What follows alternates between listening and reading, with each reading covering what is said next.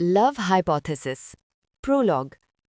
Frankly Olive थोड़ी confuse थी इस पूरे ग्रेड स्कूल वाले सीन को लेकर। ऐसा नहीं था कि उसे साइंस पसंद नहीं थी, उसे पसंद थी, वो उससे लव करती थी। साइंस उसकी चीज़ थी, और ना ही इसलिए कि वहाँ इतने सारे ऑब्वियस रेड फ्लैग्स थे। वो वेल अवेयर थी कि सालों तक अंडरपेड अनअप्रिशिएटेड 80 आवर वर्क वीक्स उसकी मेंटल हेल्थ के लिए अच्छे नहीं होंगे, कि रातों तक बंसन बर्नर के सामने मेहनत करना सिर्फ थोड़ी सी नॉलेज के लिए शायद हैप्पीनेस का की नहीं है, कि अपना माइंड और बॉडी सिर्फ एकेडमिक्स को डेडिकेट कर देना और बीच बीच में सिर्फ बेगल्स चुराने के ब्रेक्स लेना शायद वाइज चॉइस नहीं है। वो सब समझती थी, फिर भी उसे कोई फर्क नहीं पड़ता था, या शायद पड़ता था थोड़ा सा, पर वो हैंडल कर सकती थी। लेकिन कुछ और था जो उसे रोक रहा था अपने आप को उस हेल जैसी साइकिल में डालने से, मतलब पीएचडी प्रोग्राम। उसे रोक रहा था जब तक कि उसे स्टैनफोर्ड के बायोलॉजी डिपार्टमेंट के इंटरव्यू के लिए कॉल नहीं आया, और तब उसकी मुलाकात हुई द गाय से। वो लड़का जिसका नाम उसे कभी प्रॉपरली पता नहीं चला, वो लड़का जिससे वो तब मिली जब वो अंधे की तरह पहले बाथरूम में घुस गई जो उसे मिला। वो लड़का जिसने उससे पूछा, जस्ट क्यूरियोसिटी के लिए, कोई स्पेसिफिक रीज़न है कि तुम मेरे रेस्टरूम में रो रही हो? ऑलिव हल्की सी चीख पड़ी। उसने आंसुओं के बीच आंखें खोलने की कोशिश की, पर सब ब्लर था। उसे सिर्फ एक वेग सा आउटलाइन दिखा, कोई लंबा डार्क हेयर वाला ब्लैक कपड़े पहने हुआ, बस इतना ही। ये लेडीज रेस्टरूम है? उसने हिचकिचाते हुए पूछा। एक पॉज, साइलेंस, फिर नोप। उसकी आवाज़ डीप थी, बहुत डीप, लिटरली ड्रीमी डीप। तुम श्योर हो? हाँ, पक्का?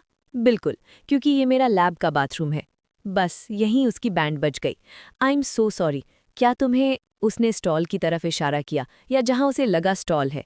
आंखें बंद थी इसलिए उसे प्रॉपर्ली दिखा नहीं। उसने अपनी स्लीव से आंसू पोंछने की कोशिश की, पर उसका ड्रेस चीप और फ्लिम्जी था, रियल कॉटन जैसा अब्जॉर्बेंट नहीं। गरीबी के अपने अलग ही स्ट्रगल्स होते हैं। मैं ये रिएजेंट ड्रेन में डालना चाहता हूँ, उसने कहा, पर ऑलिव ने उसे मूव करते नहीं सुना। शायद इसलिए क्योंकि वो सिंक ब्लॉक कर रही थी, या शायद उसे लगा ऑलिव थोड़ी वियर्ड है और कैंपस पुलिस को कॉल करने का सोच रहा है, और वो उसके पीएचडी ड्रीम्स का दी एंड हो जाता। हम रेस्टरूम का यूज़ वेस्ट डिस्पोज करने के लिए नहीं करते, उसने ऐड किया।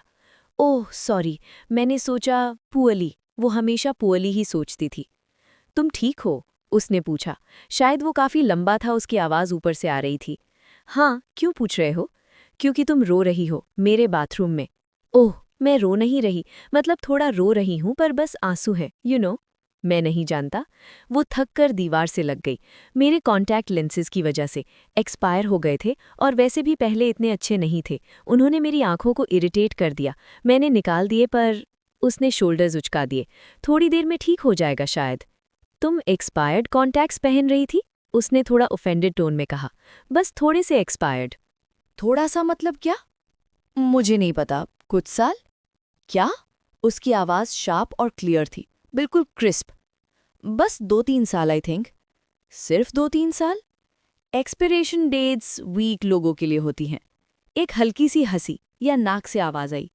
एक्सपिरेशन डेट्स इसलिए होती हैं ताकि मुझे अपने बाथरूम के कोने में किसी को रोते हुए न देखना पड़े। जब तक ये बंदा खुद मिस्टर स्टैनफोर्ड ना हो, उसे मेरा बाथरूम बोलना बंद करना चाहिए था। मैं ठीक हूँ, उसने हाथ हिला दिया। अगर उसकी आंखें जल नहीं रही होती तो वो आंखें घुमाती। बर्निंग यूजुअली बस कुछ मिनट्स तक होती है। मतलब तुमने ये पहले भी किया है? कौन सा? एक्सपायर्ड कॉन्टैक्ट्स पहनना? ऑब्वियसली, कॉन्टैक्ट सस्ते नहीं होते, ना ही आंखें होती हैं। Good point. हे, क्या हम पहले मिले हैं? शायद कल रात रिक्रूटमेंट डिनर पे प्रोस्पेक्टिव पीएचडी स्टूडेंट्स के साथ? नहीं, तुम वहाँ नहीं थे। Not really my scene. पर फ्री फूड? स्मॉल टॉक के लायक नहीं था। शायद वो डाइट पे था, क्योंकि कौन सा पीएचडी स्टूडेंट ऐसा बोलता है? और ऑलिव को पक्का लग रहा था कि वो पीएचडी स्टूडेंट ही है। उसका थोड़ा एरोगेंट, थोड़ा सुपीरियर टोन सब बता रहा था। सारे पीएचडी स्टूडेंट्स ऐसे ही होते हैं। उन्हें लगता है वो सबसे बेटर है, सिर्फ इसीलिए क्योंकि वो साइंस के नाम पे फ्रूट फ्लाइज को मारते हैं 90 सेंट्स पर आवर के लिए। एकेडेमिया के इस डार्क वर्ल्ड में ग्रेड स्टूडेंट्स सबसे नीचे होते हैं, और शायद इसीलिए खुद को सबसे बेस्ट समझने लगते हैं। ऑलिव कोई साइकोलॉजिस्ट नहीं थी, पर ये एक टिपिकल डिफेंस मैकेनिज्म लग रहा था। तुम प्रोग्राम के लिए इंटरव्यू देने आई हो? उसने पूछा। हाँ, नेक्स्ट ईयर के बायोलॉजी कोहॉर्ट के लिए। गॉड, उसकी आंखें जल रही थी। और तुम? उसने पूछा, अपनी पाम्स आंखों पर दबाते हुए। मैं? तुम यहाँ कितने टाइम से हो? यहाँ? थोड़ा पॉज। लगभग 6 साल, इधर उधर। ओह, तो तुम जल्दी ग्रेजुएट हो जाओगे? वो रुकी, फिर सडनली गिल्टी फील करते हुए बोली, वेट, तुम्हें बताना नहीं चाहते ना? ग्रेड स्कूल का पहला रूल, दूसरों की डेजिटेशन टाइमलाइन के बारे में मत पूछो। एक और पॉज, फिर उसने कहा, राइट। सॉरी, काश मैं उसे देख पाती। सोशल इंटरैक्शंस वैसे ही मुश्किल होते हैं। उसे और क्लूज चाहिए थे। मेरा मतलब ये नहीं था कि तुम थैंक्स गिविंग पे अपने पेरेंट्स से बात नहीं करते। वो हल्का सा हंसा। और भी बुरे थैंक्स गिविंग्स। ये होता है जब तुम लोग कॉमनवेल्थ छोड़ देते हो, उसने कहा। उसने हाथ आगे बढ़ाया, शायद उस डायरेक्शन में जहां वो था। मैं ऑलिव हूँ बाय द वे, जैसे ऑलिव ट्री। अब वो सोचने लगी कि क्या उसने गलती से अपना इंट्रोडक्शन गार्बेज डिस्पोजल को दे दिया है। तभी उसने उसके पास आते हुए कदम सुने। उसका हाथ जो उसने पकड़ा वो ड्राई था, वार्म था और इतना बड़ा कि उसका पूरा हाथ कवर कर सकता था। उसके बारे में सब कुछ बड़ा लग रहा था, हाइट, फिंगर्स, आवाज़। ये बिल्कुल प्लेजेंट नहीं था। तुम अमेरिकन नहीं हो? उसने पूछा। कैनेडियन। देखो, अगर तुम किसी ऐसे इंसान से बात करोगे जो एडमिशन्स कमिटी में है तो प्लीज़ मेरे कॉन्टैक्ट्स वाली मिस्टेक का मेंशन मत करना, वरना मैं एक वीक एप्लीकेंट लगूंगी। तुम्हें लगता है? उसने सीधा सा जवाब दिया। अगर वो देख पाती तो शायद उसे घूरती, पर वैसे भी उसने काफ़ी अच्छा काम किया क्योंकि वो बस हंसी, एक छोटी सी हफ के साथ। वो समझ गई और थोड़ा सा उससे ये अच्छा भी लगा। उसने उसका हाथ छोड़ दिया। तब ऑलिव को रियलाइज हुआ कि वो उसका हाथ पकड़ के बैठी थी। ऊप्स। तुम एनरोल करने का प्लान बना रही हो? उसने पूछा। ऑलिव ने शोल्डर्स उचा दिए।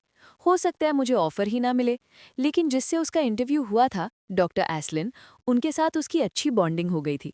हाँ, वो यूजुअल से ज़्यादा अटकी थी, पर उसके जीआरई स्कोर्स और जीपीए ऑलमोस्ट परफेक्ट थे। कभी कभी लाइफ ना होने का भी फायदा होता है। और अगर ऑफर मिल गया तो एनरोल करोगी? ना करना तो स्टूपिड होता। ये स्टैनफोर्ड था after all, best biology programmes में से एक। या कम से कम ऑलिव खुद को यही बोल रही थी ताकि सच से बच सके। जो सच ये था कि वो अभी भी ग्रेड स्कूल को लेकर थोड़ी कंफ्यूज थी।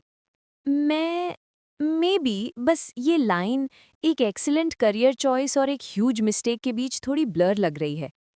लगता है तुम मिस्टेक की तरफ ज्यादा लीन कर रही हो। उसकी आवाज में हल्का सा स्माइल था। नहीं, मतलब मैं बस क्या? उसने अपना लिप बाइट किया। क्या पता मैं इनफ गुड ही ना हूं? वो अचानक बोल पड़ी और खुद ही सोचने लगी क्यों वो अपने सबसे डीप फियर्स एक रैंडम बाथरूम वाले बंदे को बता रही है। हर बार जब वो अपनी डाउट्स किसी को बताती है, सब वही सेम लाइंस बोलते हैं। You'll be fine, you can do it, I believe in you. ये बंदा भी वही बोलेगा, अभी बोलेगा, कभी भी। कोई भी सेकेंड। तुम करना क्यों चाहती हो? हाँ? क्या? पीएचडी क्यों करनी है? रीजन क्या है? ऑलिव ने गला साफ किया। मेरा माइंड हमेशा क्यूरियस रहा है और ग्रेड स्कूल उसे ग्रो करने के लिए परफेक्ट एनवायरनमेंट है। ये मुझे इंपॉर्टेंट ट्रांसफरेबल स्किल्स देगा। वो हंसा। ऑलिव ने भवें से कोड़ी। क्या? ये वो लाइन नहीं है जो तुमने किसी इंटरव्यू प्रेप बुक में पढ़ी है। रियल रीजन बताओ, पीएचडी क्यों? सच है, उसने थोड़ा वीक टोन में कहा। मैं अपनी रिसर्च एबिलिटीज को इम्प्रूव करना चाहती हूँ। क्या इसलिए क्योंकि तुम्हें नहीं पता और क्या करना है? नहीं। क्या इसलिए क्योंकि तुम्हें इंडस्ट्री जॉब नहीं मिली? मैंने इंडस्ट्री के लिए अप्लाई ही नहीं किया। वो मूव हुआ। एक बड़ा ब्लर सा फिगर उसके पास आया और सिंक में कुछ डाला। ऑलिव को हल्की सी यूजनॉल, डिटर्जेंट और क्लीन स्किन की स्मेल आई। थोड़ा अजीब कॉम्बो, पर अच्छा। इंडस्ट्री में तुम्हें ज्यादा फ्रीडम मिलेगा, उसने कहा। एकेडेमिया में इतनी फ्रीडम नहीं होती। तुम्हें अपना रिसर्च फंड करने के लिए कम्पिटिटिव ग्रांट्स के पीछे भागना पड़ेगा।